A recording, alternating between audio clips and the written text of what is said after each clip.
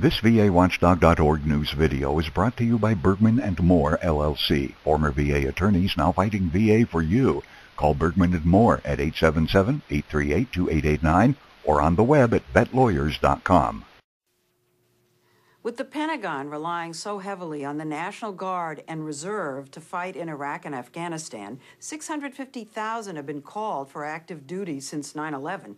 The least you'd expect is that after they serve, they get their old civilian jobs back. There's a law called USERRA that says their employers have to take them back at the same pay. But what we have found is that despite the law, thousands of Guard and Reservists come home to find themselves demoted or penalized or out of a job completely. Army Reservist Joanne Merritt is a nurse who works with wounded soldiers. I need to get you to see Dr. Cohen. When she got back to her regular job in 2006 after a 2-year deployment, she was told, "Well, your job is no more. You were gone too long, and we had to give that to somebody else. So your job is no more." Wait, they told you that despite this law, that the job you had, you couldn't have anymore? Yes, yes. It really hurt. It hurt because I just wasn't expecting this. Considering who her employer is, why would she expect it? Merritt works at, of all places, the VA Medical Center in Augusta, Georgia. Not only a government agency, but one that works with soldiers, the Veterans Administration. Yes. Did not understand this law? Didn't understand the letter of the law? Yes. And I said, you know what? I'm not going to accept this. Merritt filed a complaint against the VA, and within a couple of weeks got her old job back, plus the back pay and leave that she was entitled to, which the VA had also denied her. Do you have any sympathy for them, though? You were gone 2 years. I've been in the military for 25 years now. At that point, it was 23. The president writes an order, gives an order. I follow it. What excludes the VA? No, ma'am, I do not have any sympathy.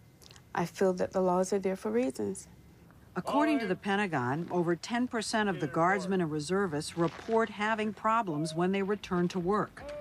Tens of thousands have filed complaints or lawsuits against their employers. Assistant Secretary of Defense Thomas Hall is the top man at the Pentagon overseeing the Reserves and National Guard. Do you know we have found cases where reservists and guardsmen who work for the Department of Defense have come back and had a problem? Their job isn't there, or they've been demoted. In the Pentagon, you're aware of this? I am, and we So how do you explain that? Well, we want the government to be the model employer. Yeah, but if the government isn't the model employer... What I'm saying is that the federal government's entire leadership has committed that they will be. Do we need to do better? Yes. The federal government is one of the largest employers of guardsmen and reservists, but they also work at over 100,000 private companies. And lawsuits under USERRA have been filed against some of the largest, like Walmart, American Airlines, UPS. It's in that private sector where we discovered that a rebellion is brewing. The private employers cannot supplement, cannot support the full cost of defending this nation on our balance books. Dave Miller is vice president of Conway Freight, a national trucking firm. After 9/11, he saw it as a patriotic duty to back his Guard and Reserve employees 1,000%. How are you today? Good, how you doing, Mr. Miller? Doing well. But now his patience is wearing thin. Not only are the deployments long, his drivers, mechanics, and others are being called up for a second and third tour of duty. Often on such short notice, it's hard to find a replacement. I would say we typically get about 3 weeks' notice. Oh, so that doesn't sound like any time at all. Well, not when you have to run an ad, get people in, interview, decide whether you're going to hire them or not. Do you always know how long the deployment's going to be? We never know how long. You never know. With over 50 of his workers deployed right now, Miller says the company is spending about $4,000 apiece to train their replacements, and as much as $100,000 if a worker has to be relocated from another state. We So it's contract a with big expense for you. Oh, sure it is. Take the case of one of his drivers, Jeff Vineyard. In 2005, Vineyard was sent to Iraq for a year as a member of the Indiana National Guard. And what kind of supplies were you driving into Iraq?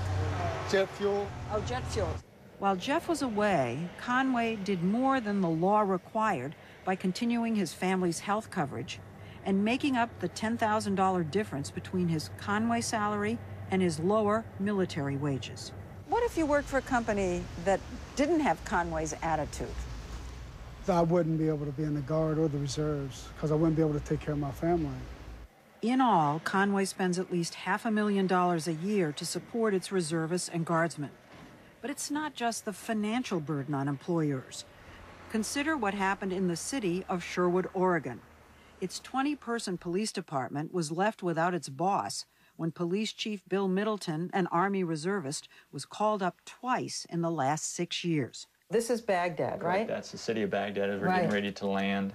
Middleton's first tour of duty was a year. His second, as an interrogator and investigator in Iraq and Guantanamo Bay, was even longer. 18 months total. So now you've been away a year in 2002. Now it's 18 months. Correct. So it seemed like everything was working fine in the city. No sense that you were leaving them in the lurch, that they I never thought that, no. Problem. But the city manager told us things were not working fine, that the police department was suffering without a chief from morale problems and rival factions. So he hired someone new and tried to persuade Middleton to sign this contract, demoting him to deputy chief. Well, he had said it was because... VAWatchdog.org, the nation's #1 independent veterans website. On the web at VAWatchdog.org.